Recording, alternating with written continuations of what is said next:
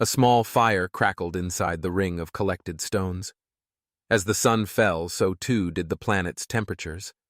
Neither of them were freezing, but Gareth found himself huddling nearer to the open flame than he'd have preferred.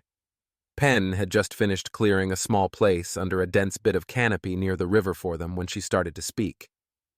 Gonna take a dip and wash off. Mind the fire, yeah? If it explodes and kills me in a horrible fiery death, I'm going to haunt you. Yeah, I'm sure. Does Wyland culture even believe in spirits and stuff? No, but your people do so. Penn chuckled. Fair enough. She walked off to the edge of the water and began removing her fatigues before stopping and looking at Gareth. You mind? Oh, apologies, of course. I didn't mean to. Yeah, I'm aware. Now, She twirled her finger. He turned around to face the fire.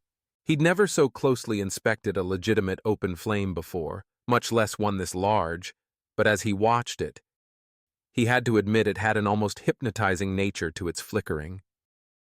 He didn't quite like that, nor how very close to it he was.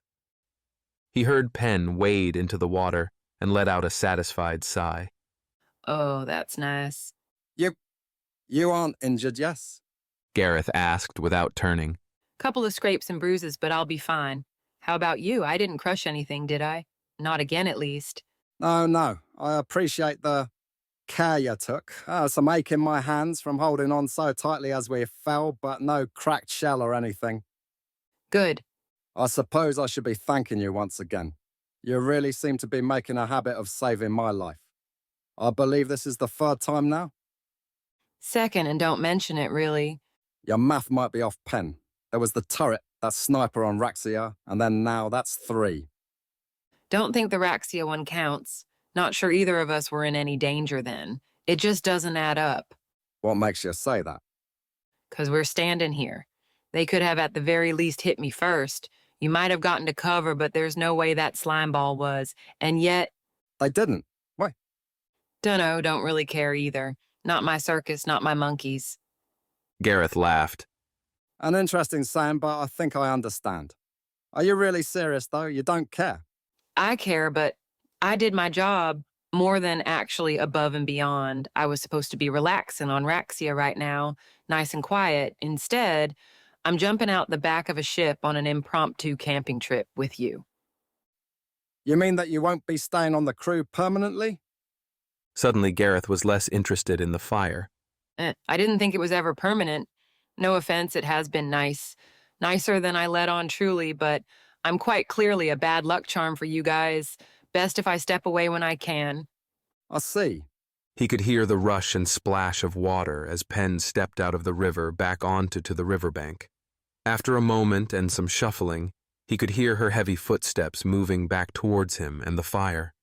A ball of clothes passed over him and landed against the base of a tree to his right, and she plopped down next to him. Gareth was able to look at something he'd been growing more curious about for some time. He hadn't made much note of it before, but visiting the Terran ship keyed him into the fact that many humans wore clothing that didn't cover their arms or lower legs. Penn, on the other hand, consistently wore as much coverage as possible. Now, though, he realized that the marks he saw on her arms when he walked in on her exercising were not simple patterns. The underclothes she was wearing didn't cover as much skin, and he could see those marks again. Not just marks either. On her left arm at the shoulder was a something. A piece of art was the best phrase he had for it. Some kind of black-colored permanent marking that depicted a 3-headed dog. Between each head was a star, and wreathed through its necks was a banner that read something he couldn't make out. Above the center head was a date. He realized he must have been staring for a while because he quickly became aware she was looking at him expectantly. Your shoulder? Tattoo. Your tattoo, what is it for? The 3-headed dog. It's a mark that every member of Fire Team Cerberus got when they joined.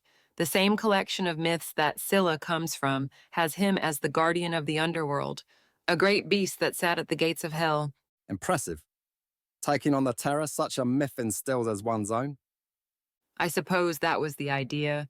Same with the names, Charybdis, Scylla. Knew a sniper who got the name Grim Reaper.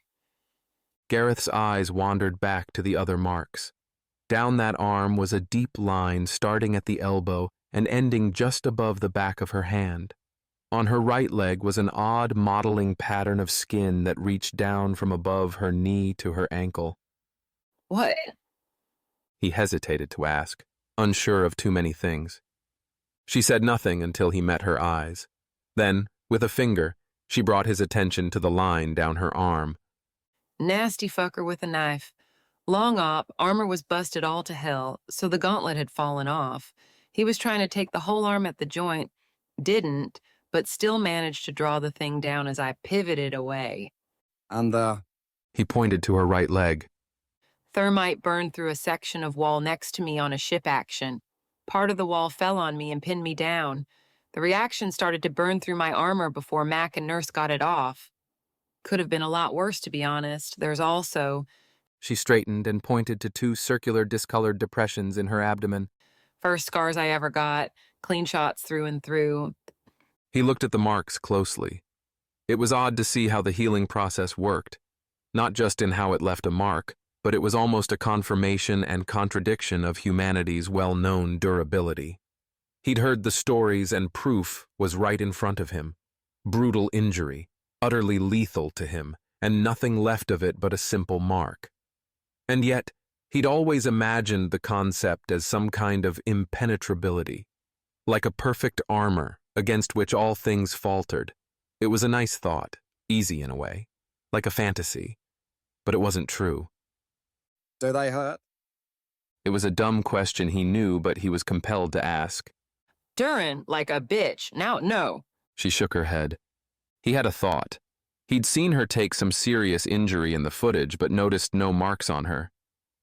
Not all damage leaves a mark? No, I suppose not. I've broken a few bones. I suppose you wouldn't be able to see those without an x-ray. Took a nasty hit to my hand once. Every once in a while, I'll lose feeling in. She noticed his eyes shoot to her left hand. She held it up and massaged the palm. Along the palm and in my ring and pinky fingers. How'd it happen? He asked, replaying what he'd seen in his mind. I picked a fight with the Terran version of a combat frame. A fist fight, to be precise. Well, I had my hatchet, but... Gareth looked into the fire. You good? Yeah, He forced a light chuckle. you would pick a fight with a machine. Penn chuckled too. I suppose I would. Anyway, we should get some rest. If you want to get some sleep first, I'll stay up, or... No, you sleep. Wylans don't need to, remember? I'll keep a lookout. You rest, and when you're up, we can head out again. Right, that's so weird. All right, yell if something starts trying to eat you. Penn grabbed the ball of clothes and stuffed it under her head as she laid down on her side with her back to the fire. Gareth started his vigil with a sip of water. It was nice, but lacked any real sodium content. He'd be fine for some time, though, and left the rest of it for Penn in the morning. He tried his best to not look at his friend, not wanting to be accused of staring, but after a few minutes, he couldn't help it. It wasn't his fault, really, as something he thought very odd drew his attention. She started to twitch. At first, he thought it was the dreams, or nightmares, rather. He lamented. To think they really plagued her from the minute she started sleeping to the minute she woke. But something about them didn't seem to fit. They were peaceful in a way, or at least not violent, just small twitches. A leg here, a shoulder there. They almost worked their way through each limb until finally she was still and started to snore. Snoring was something he remembered Tonet babbling about. It was a simple blockage of air, if he remembered correctly. And while it did almost sound like she was growling, he knew what it was. The twitching, though, was very odd. He'd have to ask Tonet about that one.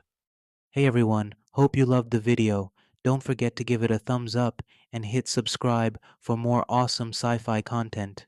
You can also support us by hitting the thanks button or becoming a channel member. Your generosity helps us bring you more stellar stories. Every bit counts.